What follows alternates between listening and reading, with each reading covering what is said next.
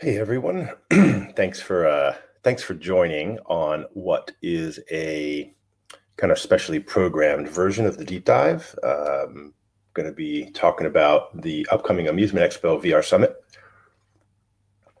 and so it is. And thanks for bearing with me as we move the times around. It is now 6 a.m. here in Melbourne, Australia, and yeah, I just don't want to get up at 4 a.m. So, but I'll be back in the States next week. Next week, we'll be bringing you, actually, I'm going to go through who the upcoming guests are too. So, first, I want to thank, for the first time, this is the second year we've done the VR Summit at Amusement Expo. I want to thank the guys from the associations, specifically Pete Gustafson, who's the president of the AAMA, and Lori Schneider, who's the president of the AMOA. For those of you that don't know, these are the two associations that kind of guide the traditional arcade amusement industry in the United States. AMOA is where all the operators, the street operators, join. Those are the guys that operate games in other people's locations. Primarily, there are also a lot of family entertainment center operators in the AMOA. And then on the AAMA is where the manufacturers and distributors kind of gather, and those two associations work together to put on the Amusement Expo. And 2 years ago, we got together and started talking about VR and how we can create a landing place for the VR community where there's commerce going on. Because I was going to all these shows, VR LA, for example, VR Days, VR this, VR that. And it was all the VR people trying to sell VR to the VR people, and no commerce was happening. And I saw an opportunity to have the VR community come to Amusement Expo, where actually people write checks to buy shit. And last year, I think it was a big success for a first year. I think this year it's going to be better. It's going to continue to grow. So I highly recommend, if you guys are in the VR space and you're looking to see products, hear people talking about it, or if you're selling something, you probably should be there. So anyway, I put up a little landing page just so you can kind of see the lineup. And this year we opened up the VR Summit to some sponsors, and my good friend Tim Roos stepped up as the platinum sponsor this year, and Jan from Virtuix and the guys at Funnovation, who are their distributor in the United States for the new Omni Arena, which we'll talk about a little bit, stepped up and did the gold sponsorship. So I want to thank those guys for supporting this endeavor. This for me is a bit of a labor of love. I don't really get compensated for this other than the sheer enjoyment of seeing a group of people that I love being with come together and share their knowledge, their experience, the data, their success stories, their failure stories, their struggles, which we tend to learn more from with everybody, so everybody has a better chance of being successful. So anyway, enough of that. How do I turn that off? Yeah. So just a little bit of housekeeping. I am going to start with going through some of the product stuff that you're going to see. Really quick, I've got some videos from some of the exhibitors in case you're not going to be there, or in case you are going to be there, you know what to look for. And then we're going to get into a bit of the lineup and who's speaking, and maybe we'll bring some people out onto the. If you've got a microphone, Sven, how's it going, man? Monica, who just was at she was at Radon when I met her. She left and is working at Exit Reality now. Sven's with Exit VR, not Exit Reality, out of Berlin, and they have the Huxley product, which he'll be talking about. Greg Agostini.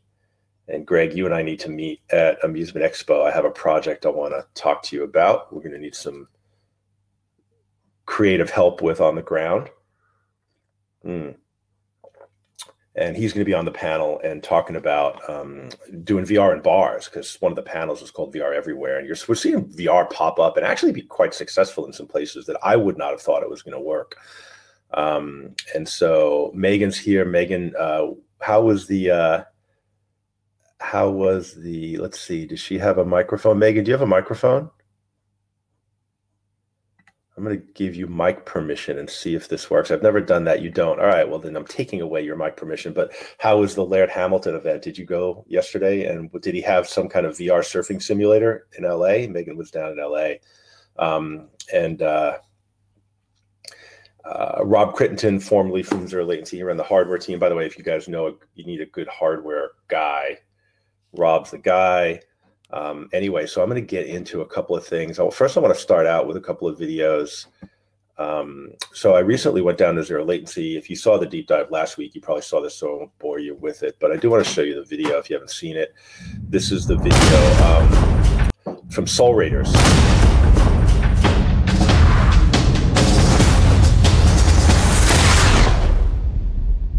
So this will be at MGM Grand at Level Up in Las Vegas.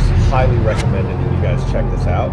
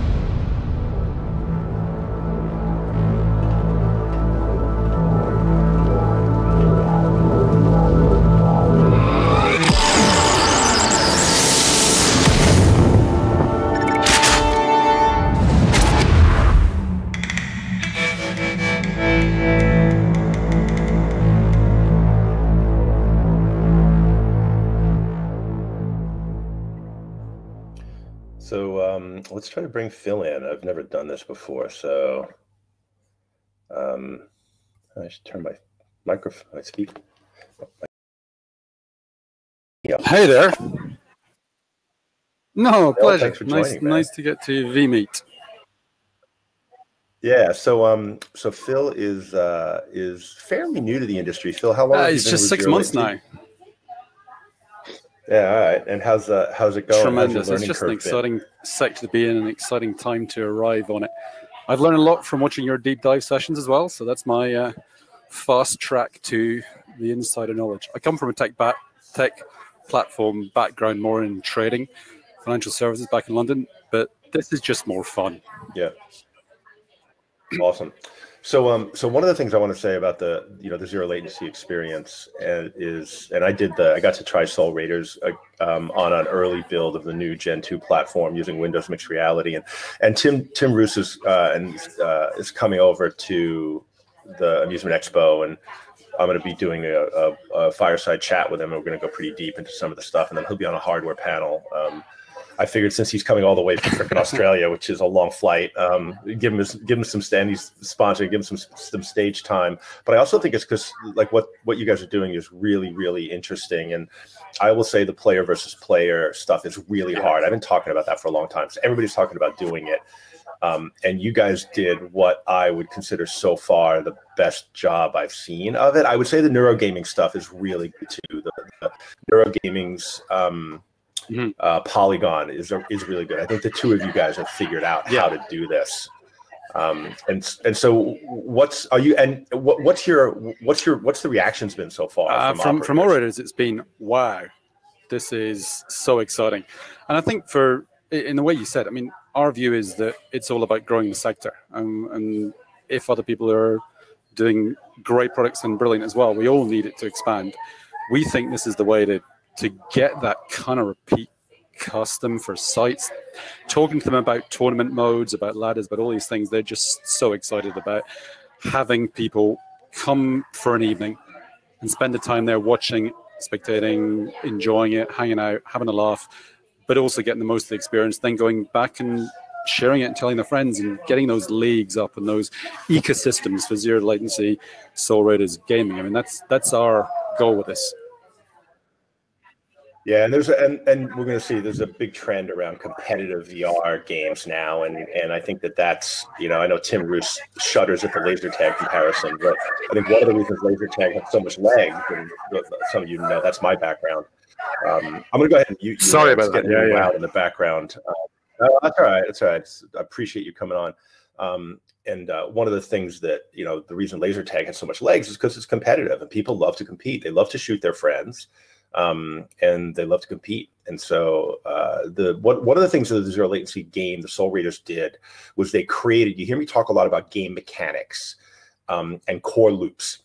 And these are things in game design. By the way, if you haven't read the book, there's a great book called The Theory of Fun by a guy named Raph Koster. And I'm putting his name because it's not spelled the way you would think in the chat.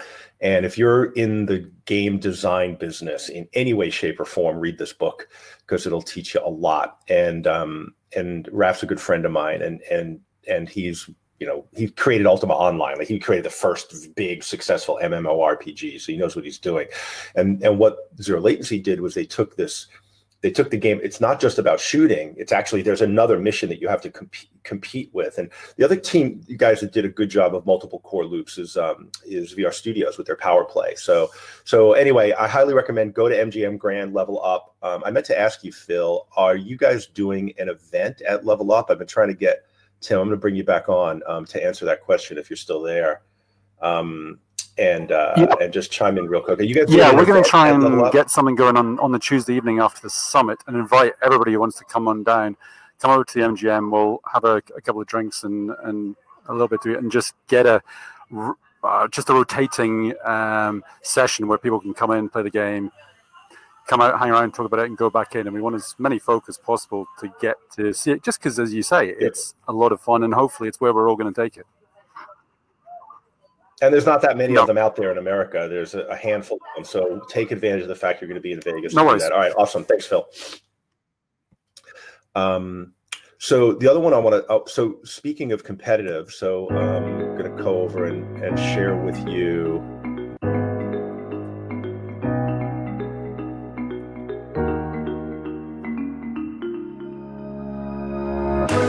Really cool. This was totally different for me. I had lots of fun. It was great. Fantastic. I've played VR, but not like that. It was just like another world. Great experience. It's a very new way to get immersed in the VR. You get to run around and shoot stuff. People love that.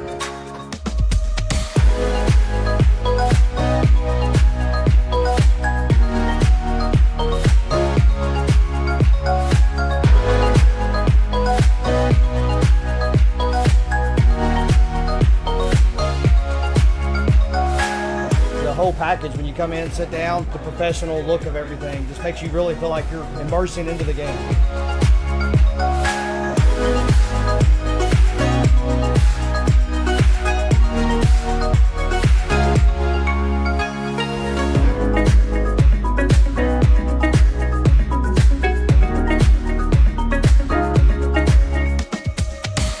Felt real. I felt like I was in the game. I was killing zombies, had a good time, upgraded my guns, I was reloading. I loved everything about it. You sit down, the tablet in front of you, coaching your whole way through it to the end to be able to capture their information, to be able to send another coupon.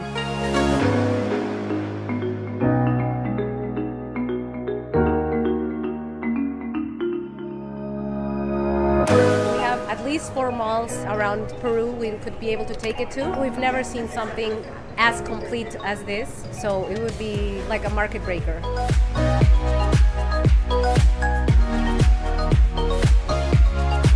It's compact, it's small, it doesn't take up a large amount of space. They're coming at you, multiple different directions, boom, boom, boom, boom. And then you got your teammates. I like the idea that you could call to your teammates for help. I felt many times I was trapped. Then I just took off running. when you're actually running towards the zombies and in the game, like, it was pretty awesome. I can't wait to try the other games. You know, let's keep it going. I'll stay here all day.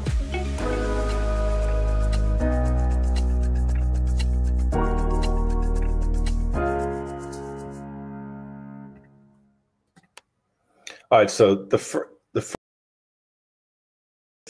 how you do a fucking sales video. Really well done. That was all filmed at IAPA, and I'm going to bring Jan in. And just full disclosure, Jan and I are doing some work together. It's kind of on marketing communications and stuff like that, and marketing strategy. So he is a client of mine, and you guys know Zero Latency was a client of mine, but I haven't had any kind of commercial relationship with them for probably going on 9 months now. Yeah, so Jan, welcome.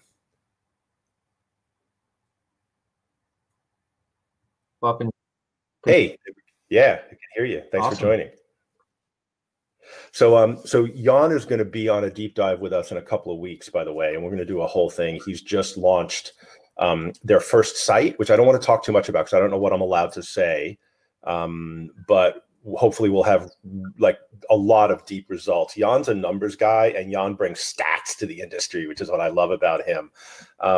Is there anything you can talk about early stage? You want to talk about the first week, or you want to hold that for the webinar? I'm too excited to hold it. So we just finished the first week, our first VR arena that we launched here at an FEC in Austin, 90,000 square foot facility. And did really well. First week just ended yesterday. It generated $6,500 in revenue in the first week. 510 players, and they charge $15 per play or $12 as part of a combo package. So yeah, it's exceeded our expectations. It's off to a great start. Of course, it's just the first week, so it's not that meaningful. But yeah, $6,500 in 1 week. It's more than we thought it would do. And there's a couple of things that I want to call out. One is the pricing. So how long is the actual VR experience? Yeah, the VR game depends on the game you play, but it's about 5 to 7 minutes. But the actual experience for guests is about 15 to 20 minutes because they go inside, they sit down, they have this staging area where they start to get ready, and it's already part of the experience. Then they play. They come back out, then they can see a video of themselves that they can share it on social media. So you have social media sharing stations with the logo of the venue built in, so extra branding and marketing of the venue, of the FEC itself. But that whole experience takes about 15 to 20 minutes. So it's a nice ride, if you will, for the guests. Awesome, thanks, man. I really appreciate you coming on. You're going to be at Amusement Expo. And you're going to be on the marketing panel, I think, talking about you might be on both panels for all I know. I don't remember, but we're going to get into that. Yeah, Fam, we're going to answer your question. So Jan, Fam's asking about one attendant during that whole time. Now, I know you sent me an email about your personal experience. Do you want to just mention that so Fam gets the idea of what it takes to run this thing? Yeah, definitely. So last night, I actually operated it myself. I sent everybody else away. So I'm going to do this by myself for 2 hours. Busy night last night, and I did it all by myself. So one operator can attend the VR arena and operate it. It's a highly automated attraction. So it has touch screens and instructional videos, and it has a nice cadence to it, a nice rhythm to it. So it's quite easy for the operator to follow. So yeah, one operator can operate it for 4 players. Of course, when it gets really busy, like on a Saturday or a Sunday, you may want to add a second attendant just to help answer questions, help people sign up in the front. But yeah, like yesterday, spring break here in Texas, so it's pretty busy, but I was able to operate this thing all by myself without problem. So that was the whole intent of the attraction, to have it, 4 players, 1 operator. And that was something that I really challenged Jan on early coming out of IAPA, because one of the things they had at IAPA, first of all, those of you that have done live demos at trade shows know nothing ever fucking works right. You've got interference issues and stuff like that. And so, he'd been saying that you can operate this with 1 person, but at IAPA, they had multiple people in there, which you want to do because you want to give a good customer experience. But I challenged him when he opened this thing to run it by himself for a couple hours and then tell me what it was like. And so I'll eat a little bit of crow on this one, and see what it's like. But I think Yeah, I love what you guys are doing, and unfortunately, the Omni Arena is not going to be at Amusement Expo because they just just starting to build them, and it's a big where so they can come see it in Austin. Yeah, we'll have as a company, you have to choose: are you going to spend a lot of time bringing your stuff to trade shows, or actually are you going to focus on installing them in the field? And we have a big backlog of orders from IAPA, so we're very focused on installing these systems with our customers. This means that we decided not to bring the whole thing to Amusement Expo. We will have a quarter of it as a mock-up with one Omni. We can still play our games and try out the Omni, and we'll be there, of course, to explain everything. But people can come to Austin to come try it out here. We will actually pay for people's hotel and reimburse their flights if they buy it, because we want people to try it. When you see this thing in operation, I mean, it's going to blow people away. So we want people to come see it, and we'll even sponsor people's trips. That's how serious we are about it. Awesome. Thank you, Jan. We'll see you in Vegas. Awesome. Thank you. So, so one of the things that I like about what these guys are doing is they're really focusing on repetitive play, and that's the same things Zero Latency's focusing on. So you're seeing that kind of repeat business come through, and they've published some great stats. By the way, if you're not following Jan and his team in their blog, the blog is sending out amazing data. I think Megan just mentioned it. The data they're sending out is really important, and around repeat playability, statistics, insights that they're gathering. They've had over 1 million plays now. They've been doing this for as long as anybody. And so go onto the Virtuix website and sign up for the blog, because it's not just sales information. It's it's really good stuff. So all right, let's move on. So what else are we going to see at Amusement Expo? So there's a couple of so there's a new one coming that I'm really actually pretty excited about. It's from a company called, it's a product called Vex. I think the company might be called Vex. And it's coming from Arc Arenas, which is kind of a laser tag arena manufacturer. They're based in Florida, and they just picked up distribution of this product. And I'll show you the video.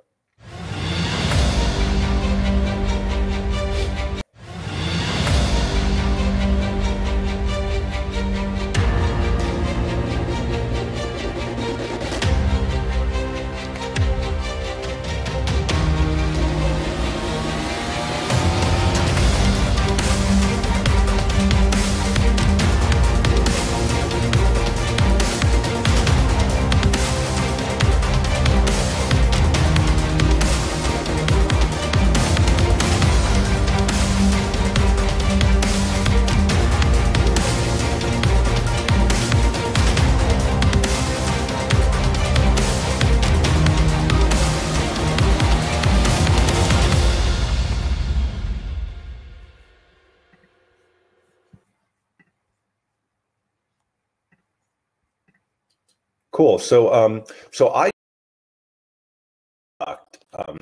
at the EAS show in Europe, in Amsterdam, last fall, and it was really interesting. So the way I would describe it is kind of like a little mini pocket void. So it's backpack based. It's free roam in a fairly small space. It's about the size of a Hologate or I think the other company that's going to be there is going to be Minority Media is a lot smaller. This one's bigger, like 20 by 20 feet maybe. But you get to move around within it. And the thing that I love is they really brought out the environmental haptics. So they have a vibrating floor, they have heat, they have wind, and they have smell. And so what they've done is they've created this kind of high-end environmental haptic free roam experience in a really small package and I don't know what they're bringing it to, but it'll be less than $200,000. And so it's definitely a high-end product. I think your ticket price could be a lot higher if you're operating this, and it's I highly recommend doing it at Amusement Expo if you're there. The experience I did was kind of like a bit of a giant troll experience, and there was a bit of a cliffhanger at the end, and I was having so much fun. It was like a 10 or 12 minute game. I think the final game, they said it was going to be about 20 or 25 minutes. And I don't know, is anybody here from Arc Arena or Vex? If you want to raise your hand and comment, I want to make sure that I'm not, Lathan, is that you? Yeah, cool. You've got mic permission if you're there. I'm here if you can hear me. Yeah, Lathan, thanks for I actually joining. also have Julian from J Squared from Belgium. He's here with me. Hi. Hey, Julian, how are you? Thanks. Thanks for joining. Good to talk to you again. Nice to see you. So, so give us just a little bit of a rundown of what you're going to be bringing to Amusement Expo. You're going to have we will have the full setup there. We've got a pretty major announcement to make on the floor of something we've added, and we're pretty excited about that. We're doing the final touches on right now. But yes, cool. It is a fully immersive attraction with all of your senses. It comes with the games that we currently have are set up for a 15-minute or a 30-minute turnaround, so experience. So the operator would have options, and we are currently working on 2 more games in-house that we will have mid-May. And so the attraction will have 4 games at that time. So yeah, we're pretty excited. Plus the external game. Awesome. So there's one other thing that we're doing that is that we're actually allowing outside developers to develop games for our platform. So not only can you license our games that come along with the platform, but we are working with a couple of outside developers to have their proprietary games play on our platform. Cool. What's the what's your footprint like right now? Because one of the challenges with that is you kind of have to have a footprint for it to be economically viable for the developers, unless you're paying them for the development, which then gets really expensive. So, what's your footprint? The playing area is 5 meter by 5 meter. So. No. How many your footprint of locations? How many sites have you installed and operated? You mean installed? Currently, we have 3 locations up and running in Europe. And 2 already up and coming for the U.S. And I know Heike in the Netherlands has he installed his yet, or is that in your sales pipeline? No, it's installed yet. We're on track to deliver around 20 to 30 attractions at least in Europe this year. Yeah. Okay. Cool. So you've got the pipeline coming. Awesome. Work with it also. Yeah. Rob Crittenden's asking about throughput. And I don't know that the third-person haptics challenges the throughput as much as just that it's a backpack-based system and you're getting people in and out. What's the actual throughput been with the setup? Because how much equipment do people get? So here everything is automated. So you have the shorter operation time. So on a 30-minute session, you only have 5 minutes of non-playing game. Same on the 15, only 5 minutes of operation, and so we can have up to 16 people per hour on the system. So how long is the game? It's 10 to 25 minutes, depending on the game. Got it. So you're saying a 5-minute turnaround. Yeah. Okay, gotcha. Yeah, and I think that now, do you give them 2 sets of equipment, or do people have to take off the equipment and then put on? Yeah, we've automated the system to where taking them off and putting them back on is very easy. So that the 5-minute. I will be there with a stopwatch timing you, and dinner's on me if you can get people in and out of backpacks and get them instructions in 5 minutes. There's no fucking way that happens. I'm just going to call it right. Game instruction is fully automated, so. All right, we'll see. I will eat a bug if I'm wrong. But I've been doing this shit a long time, guys. This is a no bullshit zone. You know that, right? All right, thanks for joining. Thank you. All right. I'm not sure how to take the mics back once you're in. You should put them off. There we go. Okay, cool.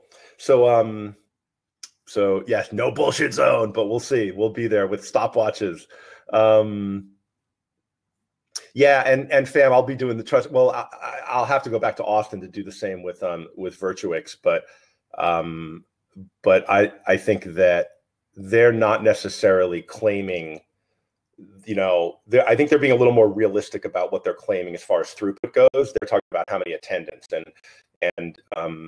but I think you'll see, at Amusement Expo, the new Omni is a lot easier to get people in, and the fact that people are putting the shoes on, actually not the shoes, they have these like clip-on things that go on your feet. It's a lot easier to do, but I totally agree with you. I think that throughput in these devices is a challenge in getting people in and out, especially if they haven't done VR. Now, the thing I am seeing with younger kids is they're coming into these devices already knowing how to do it. And so as more and more people are watching VR on YouTube, right, and they're getting the hang of it, they're like, oh yeah, I got this. They put the headset on. I think the older crowd are the ones, like people like my age, are the ones that really struggle with this. And over time, it's going to get easier. And I think one of the things I've been encouraging companies to do is start working on unattended VR, start working on the software workflow, start working on the things that are going to allow people to get in and out of this thing by themselves, because it's coming. Like there's a day in the near future where most people, especially at an FEC, will come back, and when you're dealing with replay, right? If you're building competitive VR, the whole idea is get people to come back and back and back. And once they've done it a couple of times, they're not going to need you to help them as much. So I think you're going to find throughput of these things goes on over time. Yeah, I think we'll see what happens. We'll have robots. The Void would bring robots into the game. There's no doubt about that. All right, let's see what else do we have here. So Amy, I know you're here, and so Amy is going to be. I don't know that they're going to be showing this product, but she's going to be on the panel around operations. And one of the big things that I talk about is getting, is hygiene. It's an issue. Like I call it hygiene theater. And I think that to a certain extent it is, and it's like security theater at the airport. The number of weapons that get through the airport security is ridiculous, but they do that to make us feel safe. And I think that there's two issues around hygiene. One is making it visible so people feel like they're comfortable putting it on and wearing the stuff that's been on somebody else's face. And the other is actual hygiene. And I can't tell you how many people I see using like Clorox wipes on face masks and then expecting people to put bleach on the skin on their face, which is absurd. And so what Amy and Cleanbox are doing is really interesting. If you're using alcohol wipes to clean your VR headset, you should really see what's going on down there. Alcohol wipes don't work on irregular surfaces. They aren't much better on smooth surfaces either. They're even worse for the environment and your wallet. That means all of the body oils and sweat from the previous user go right to the next. But all of this can be avoided. If you use Cleanbox, you eradicate germs, keeping the customers safe, while also keeping the planet green and the visors clean and dry. Cleanbox. So they have and I'm going to see if I can grab her. She doesn't have a microphone. So, but Amy will be on stage in the operations panel. We're going to get into the panels here in a minute, and who's speaking when and what the schedule is. But they have some really cool technology that basically allows you to put the headset in it, and in like 60 seconds, I think it is. And Amy, correct me if I'm wrong. It'll sanitize in 1 minute using UV and other weird magical shit, and it cleans it disinfects the headset, and it's a really cool thing to look at too. It's like it's got blue lights and shit, and people are going to see it. It's going to be really right there and give people confidence. And so, I really want to see more and more of this stuff work its way into the industry. The other thing I want to suggest, if you are if you're in this space, there's a product called Sono, I think. Wipes, and I'm going to put it in the chat. That is a medical grade wipe that they use for like ultrasound equipment, and you can get it on Amazon. They're relatively inexpensive. They don't have bleach. They have very little alcohol in it, like less than 0.1% alcohol. So be really mindful of what you guys are doing on cleanliness, and check out Cleanbox. I love what they're doing, and they can do custom installations. Like if you're doing they can do like customs with multiple boxes, and they'll build the technology into whatever solution you're building, so they can customize it to work on throughput and make sure that you don't have to have because if you have like a tethered system, I'm not quite sure how it would work. So if you were running a 4-player tethered quadrant-based system, you might have to put the headset in for a minute, right? And then do it while you're getting the next group of people in, and then take it out. I'm sure there's a way to build it into a system. So anyway, thanks for joining, Amy, and I love the work that you guys are doing. So, Yeah, what else do we have here? So I think the last 2 more videos I have. One is I'm going to bring Sven. I think you're on here, and so this is Huxley, which I got to do recently in Munich. Now I'm not sure if it was really the first.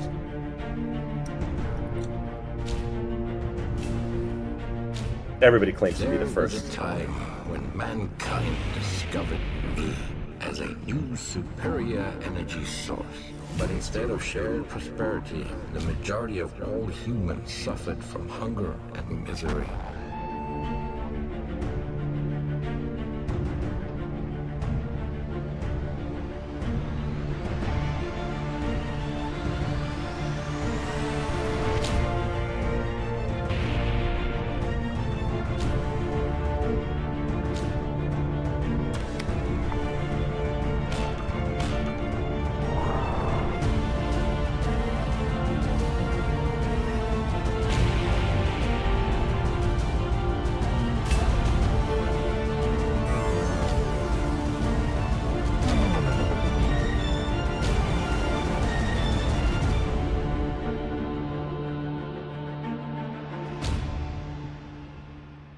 So I don't think Huxley is going to be at Amusement Expo,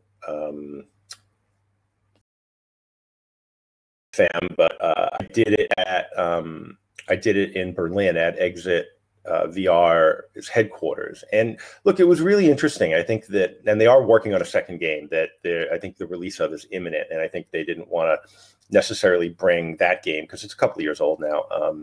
And they've taken they've taken it to the next level. But Sven's going to be on our storytelling panel and talking about storytelling in escape rooms in VR, because I think it's a really interesting intersection. Everybody's trying to figure out, how do you tell stories in VR? And I think one of the challenges is we're taking these old school third-party views of stories where we sit in a movie theater on a television screen or even read a book, and we're reading somebody else's story. And the power of VR is that you can be in your own story. You can be the central character or the hero of your own story.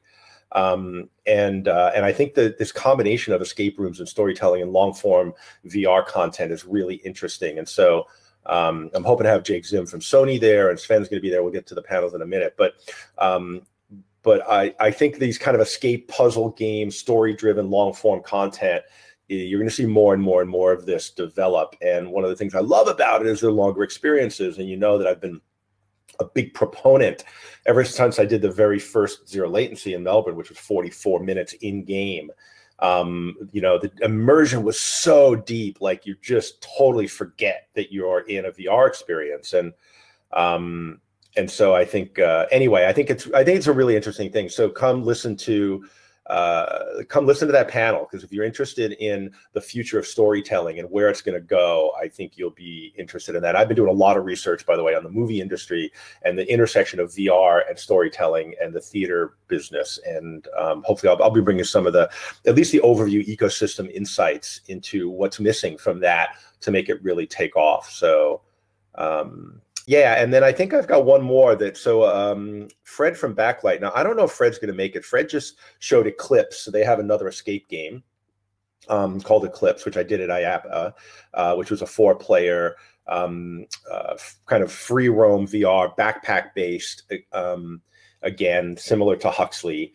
And they had a haptic floor, which was really the difference. But again, story-driven, really high quality. I really enjoyed it. They just announced a new game that I wanted to share with you guys. Now, I don't think this is not going to be a Amusement Expo, but it's worth.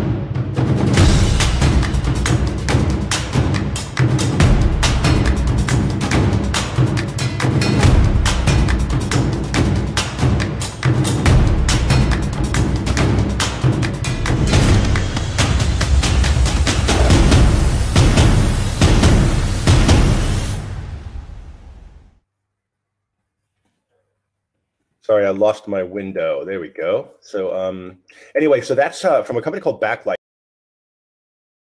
So they're doing really amazing stuff. And I asked,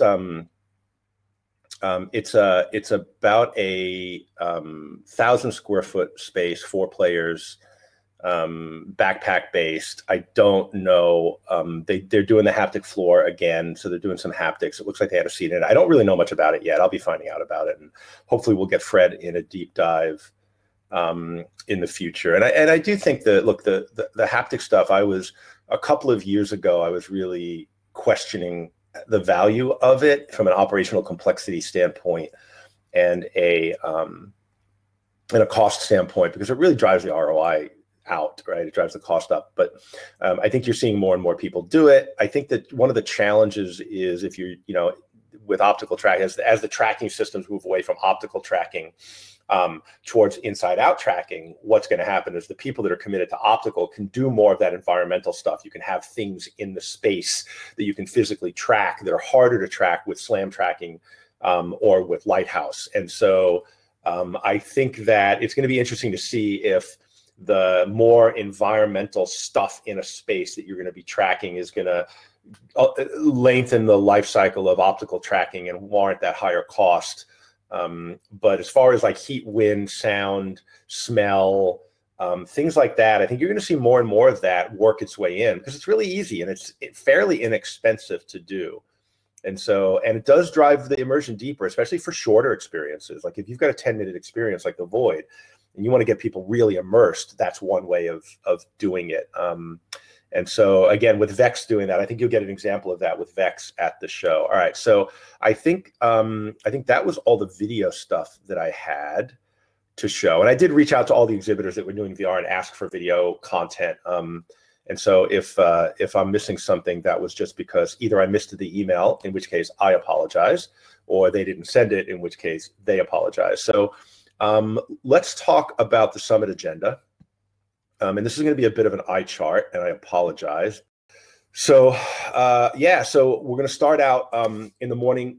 Alexa Smaklin is going to come and give us an overview of their most recent research from Greenlight Insights. If you do not follow Greenlight Insights, follow them. They are one of the companies, probably the leading company that's tracking from a research standpoint what's happening in the industry as far as trends. If you're raising money, you need to follow their stuff. And the other guy that I tried to get in, and he had a conflict, and he just emailed me this morning, was Randy White at White Hutchinson. And so if you Google White Hutchinson, follow Randy White's blog, follow him on Twitter. He gives amazing insights into consumer trends, especially, and what consumers are thinking about, what they're looking for.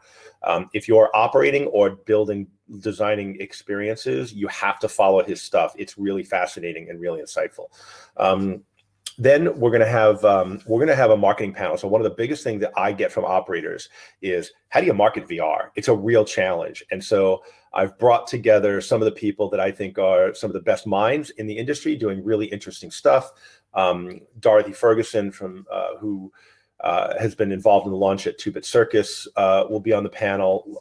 Lila from One Dome in San Francisco, who's the chief marketing officer there, which is kind of this amazing experiential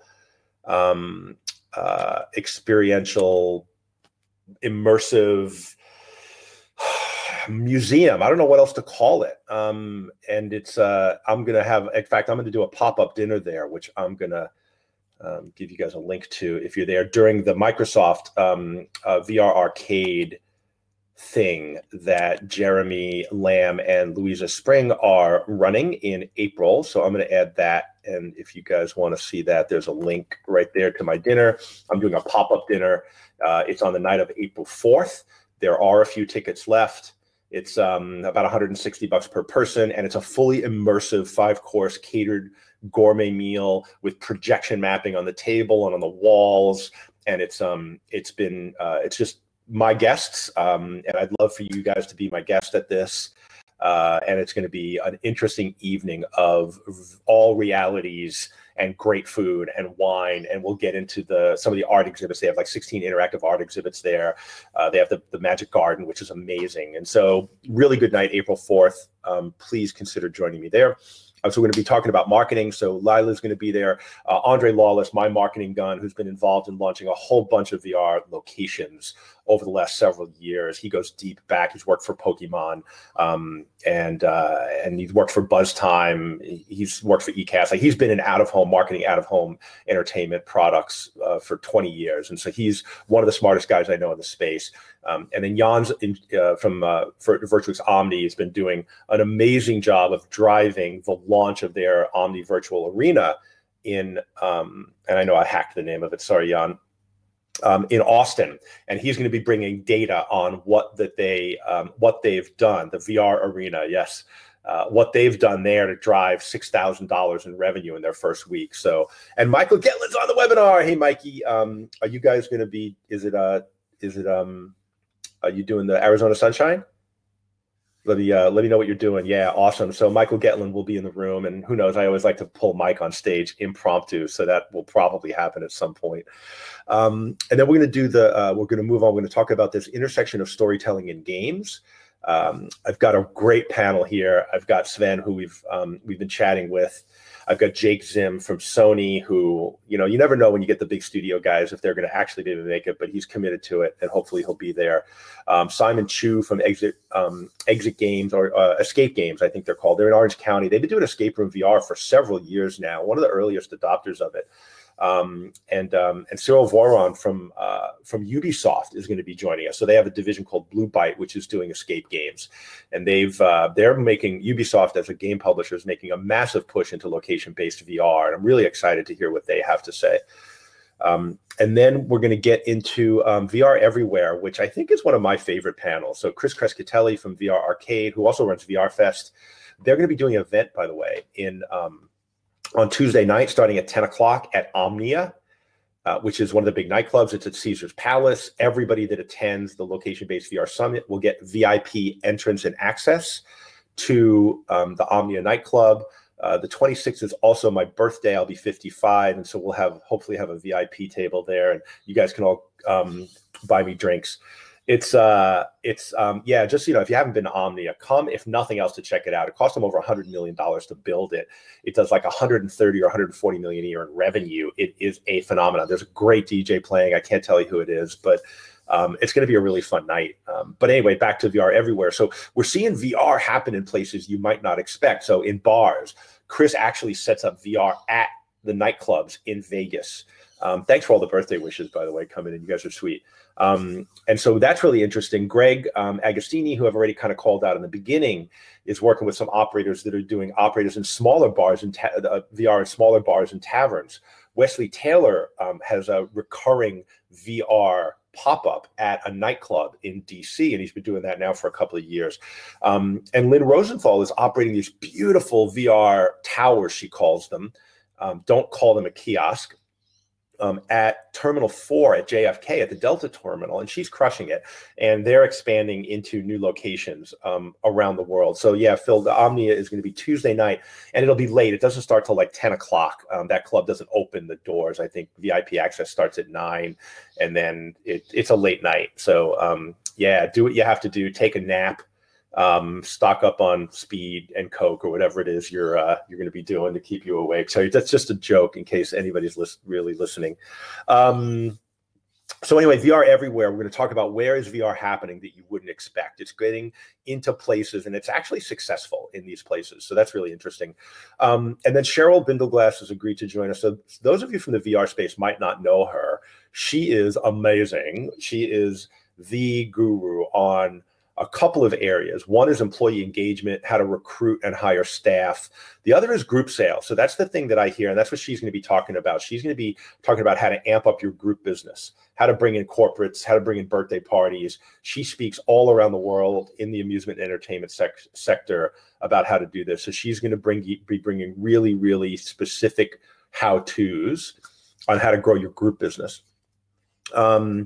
And then we've got a bit of an operations panel with Amy from, we're going to talk about all kinds of the little stuff, the little things you need to be that aren't actually so little. I call it why sweat the small stuff, but it's about employee engagement. It's about training. So Amy's going to be there talking about hygiene, Cheryl's going to be there talking about employee engagement. One of the biggest keys to success is getting your employees to sell VR to your customers. They don't get it. They don't understand the value of it. And especially if you're in a more traditional amusement setting and there's a lot to do and you're charging a higher ticket price, that's the key to the difference between charging $5 and $15, to be honest with you, is employee engagement. And then Kevin Backus from Dave & Buster's, who you guys all know have done some amazing things with their Jurassic World et al. Attraction. He's going to be talking about some of the things that they've had to do to make that attraction so successful. So yeah, Mikey, we might pull you up into that panel. I think I've got room for one more voice there. And for those of you that don't know Michael Getlin, he was operating amusement games before I was born, I think, in this industry, and his family certainly was. They were, you know, if you ever watched Jersey Shore, what's that? What was that? Boardwalk Empire. I think Michael's family was represented in that TV show sometime during the Prohibition era, running carnival games on the Jersey Shore. And so he's quite a character. And then we're going to talk about this intersection of VR and laser tag. And so Armando from Creative Works is going to be there. Philip Steinfat, who's from VR Nerds, they've created Tower Tag, which is one of my favorite games. Chanel Summers from VR Studios, who's created Power Play, and Michael Zaidan from Minority Media, who's going to be showcasing their new Reclaim competitive game. And so we're going to be talking about, is VR the next laser tag? Is AR going to augment laser tag? What is that intersection and how is it going to play out? So anyway, I think it's going to be a really interesting panel. Then we're going to break for lunch. Because you guys are going to need a break and I'm going to need a break. And then we're going to get into some more panel discussions in the afternoon. So this was fascinating. We've got all the big guns from, very tight schedule, Michael, and no breaks, by the way. Breaks are for wimps. So if you need to get coffee, or go to the bathroom, you're just going to have to duck out really quick. It was a function of cutting back 2 panels and adding a couple of 15-minute breaks or putting in more content. And I just decided to put in more content. And so apologies to your bladders. And so we're going to have the big guys of free roam. I've invited all the big free roam guys: Spaces, The Void, Nomadic, Dreamscape, and Zero Latency. So these are the 5 companies, in my opinion, that are pushing the envelope on the large scale free roam stuff. And so I know that Tim, Doug, Tammy have all said they're going to be there. I'm pretty sure Sean's going to be there, and Brad's trying to get there. So I think we're going to have a great panel talking about the high-end free roam things, kind of like a bit of a smackdown. And then this next panel, I'm interested in this one too. This is one that you might not tie into, but go big or go home. One of the things I found this year in traveling around the world and looking at VR arcades is the bigger arcades are doing better. And I don't mean just on a like more revenue because they're bigger. I mean exponentially more revenue because they're bigger, because they can do big groups, they can do school groups, they can do corporate events. And so, and they can build multiple revenue streams. And one of the things that I'm learning is about, to run a profitable VR attraction, you absolutely have to have scale. And so Bill Tustin from Center Tech, Jan Hursti runs a chain of arcades in Finland called Pixeli, and Jan is coming all the way from Finland to do this. Aaron Polka from 2-Bit Circus, who you know is doing amazing things, and a late entrant to this coming all the way from Russia. Vasily, I can't pronounce your last name. I apologize, but they're doing, they have a company called Arena Space, and they have multiple arena VR parks in Russia. And so if you want to know what's going on internationally, and with some of these large scale VR parks, which by the way is the next big trend, is these bigger multi-installation VR parks. And for those of you saying quantity doesn't equal quality, I totally agree. But this is going to be the best day of VR education that the world has ever seen, and I promise you that. And call me out live on stage if you think it sucks. There'll be, by the way, there will be surveys too to fill out, and I'll publish the results of those to everybody. Then Joanna Popper, who is amazing and is all over the world. Like, I'm envious of her, of everything she gets to do from HP. She's going to be covering in a half an hour everything going on in the world of location-based VR. And she sees everything. Like, she was just at South by Southwest. I couldn't be there. She did 5 amazing VR experiences at South by Southwest. That was just last week. Every week she's doing something like that. I don't know how she does it. And by the way, HP is doing a lot of. We're going to have a really interesting panel coming up with her and some others I'll talk about. So then we're going to get into a fireside chat with Tim Roos. Now, this one for me is really personal. I did a lot of work with Tim, as you know, and the Zero Latency guys in the early days, and I left about 9 months ago. And then I watched them totally disrupt themselves. They were a really early adopter. They were the first player in the large-scale VR, and they've just announced their Gen 2 program. And this one's going to be really an entrepreneurial discussion. This isn't going to be about the product. This is going to be about how do you disrupt yourself in a fast-moving industry with exponentially growing technology on a quarter-to-quarter basis. Everybody needs to see this, because you're going to be faced with this challenge, whether you're an operator, whether you're, sorry, I don't have the camera on, whether you're an operator, whether you're a solution provider, a developer. I don't care where you play in this ecosystem. You're going to be forced to disrupt yourself at some point and make your old shit obsolete to stay current. And it's really hard to do. And you got to have real guts, and you got to have real drive. And I'm going to be talking to Tim about how did he do it? How did he manage his employees, his staff? How did he deal with the fear associated with I'm super excited about. I'm excited about all of these, aren't I? And then we're going to roll into kind of a tech panel. So we're going to have Ishita from Microsoft is going to be there. Joanna Popper from HP is going to be there. Kevin Williams, my longtime friend and technical guru around VR, who knows everything about the hardware and the technical side of virtual reality on a global basis, will be there. And Tim Roos is going to be there, and I might pull on a special guest. We'll see what happens. But we're going to be talking about the hardware and where's it going and what's the roadmap and what's happening with these big tech companies coming into the location-based VR space, and how's that going to impact things. And then we're going to start wrapping up. We're going to have our esports panel. So I have Chuck Taylor, who up until very recently was the head of esports, VR, and AR for Caesars Entertainment. And he's going to be talking about everything that's happening in that space in the casino industry. And Amy's flying in from Istanbul, carrying. I'll make sure there's plenty of coffee there for you, Amy. I'll have one up on stage. Louisa Spring, who runs Sami Immersive, is going to be there. She's got 20 years of experience in esports. And one of my favorite people, Chuck actually. Let me finish. Steve Grubbs, who runs Paradigm Esports. He also runs Victory VR, and he's doing a couple of things. One is he's doing a lot in the location, that intersection of VR, location-based entertainment, and education. But this particular panel, he's running an esports location in Davenport, Iowa. If you're not following Steve Grubbs on LinkedIn, follow him now. And he's done some amazing stuff with running weekly tournaments now for 6 months. And he's been publishing the insights of what that means. And so we're going to be talking about that intersection of VR and esports. Carl Icahn announced yesterday that he's taken an 18% stake in Caesars. And if for those of you that don't know Carl, he's a corporate raider. He often gets in and tries to break up companies. Caesars has been, as a corporate level, been a bit of a dysfunctional clusterfuck for about a decade. And so I think the CEO panicked and did a whole bunch of director and VP level job eliminations, and Chuck got caught up in that. The good news is that now Chuck can talk openly about all the shit that is going on in Vegas, which normally he's not allowed to talk about. So good for us. And Chuck's going to be fine. He's going to land on his feet.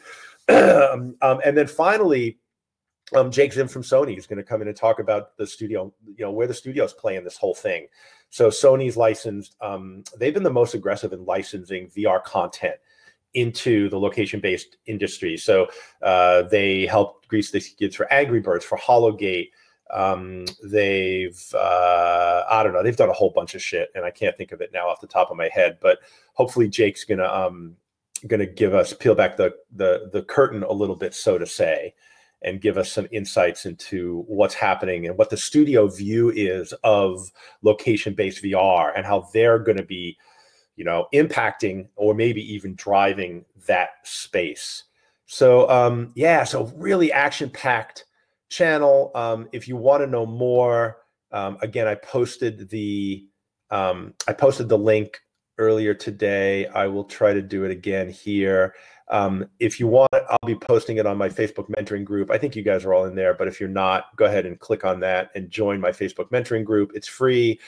We've got a great community of about 700 people now. There's no bullshit allowed. There's no selling allowed. And I think we have some great conversations there. I want to thank everybody that's been participating in that. Again, there's the VR Summit if you want to, it's there in the top of the chat window. And yeah, I think that's it. I think I'm gonna let you guys get back to your lives. I want to thank you all for joining. Oh, one last thing. I want to talk about upcoming guests. So I'm going to blast through this really quickly because the lineup's just freaking amazing. So so Jan from Virtuix next week, Amusement Expo roundup the day after the show. So everything that happened at the show, I'll be bringing to you in 2 weeks. So if you don't go, or if you did go, find out what you might have missed.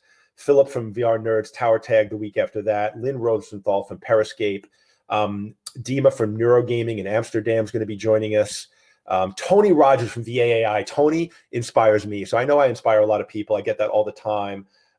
Yeah, if you're in the stream, you'll get the updates. I think I've moved these to Thursdays because I'm going to be flying on the 21st. Thanks, Jan. So Jan's is actually going to be on Thursday, American time, not Friday the 22nd. So it'll be the 21st. Tony Rogers from VAAI. He's a motivational speaker. He's a former Air Force something. He's amazing, and he works with veterans in VR and AR. And I learn a lot from watching him on LinkedIn. You should follow him. Tommy Goodkin, who's the head of content for VR World in New York City, who's one of the longest runnings and most successful VR arcades that I know of, is going to be joining us.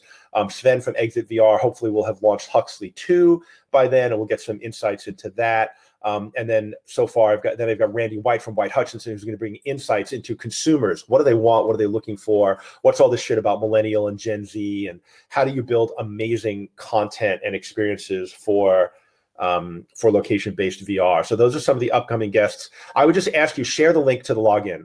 We're almost 500 strong now on registered attendees for this thing. And I'd love to see it continue to grow. So share the link with your social media friends, share it with your friends, send it out on your blog, whatever you have to do. I want to grow this community too. And I look forward to seeing you guys in Las Vegas. Thanks again for joining. Take care.